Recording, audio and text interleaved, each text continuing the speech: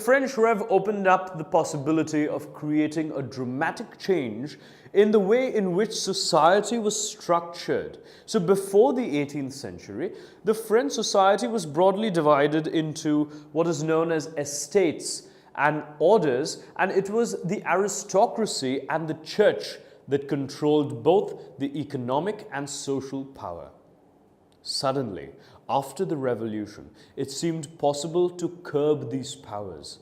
The development in the colonies, in turn, reshaped these ideas of societal change. And not everyone in Europe, mind you, wanted a complete transformation of society. There were those who accepted that some change was necessary, but they preferred a gradual shift, and those who wanted to restructure the society radically.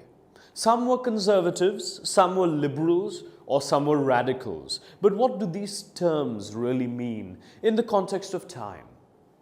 What separated the strands of politics and what linked them together?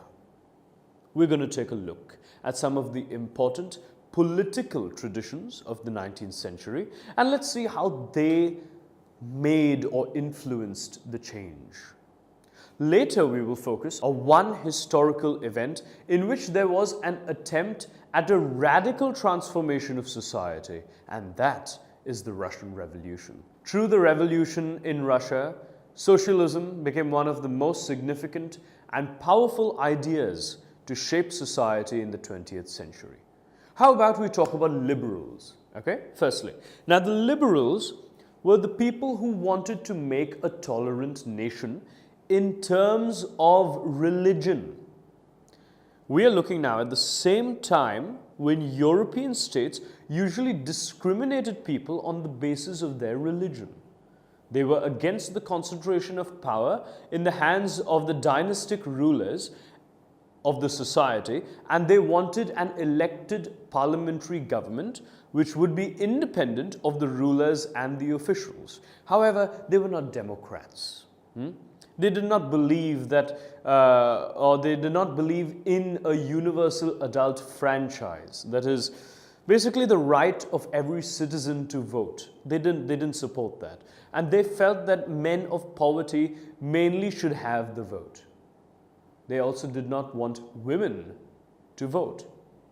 And on the contrary, radicals wanted a nation in which the government was based on a majority of a country's population. Many supported the women's suffragette right to vote, that is, the movements. Unlike liberals, they opposed the privileges of great landowners and wealthy factory owners. They were not against the existence of private property, but disliked the concentration of property in the hands of a few. Conservatives were opposed to both radicals and liberals. And early on in the 18th century, they were opposed to the idea of change.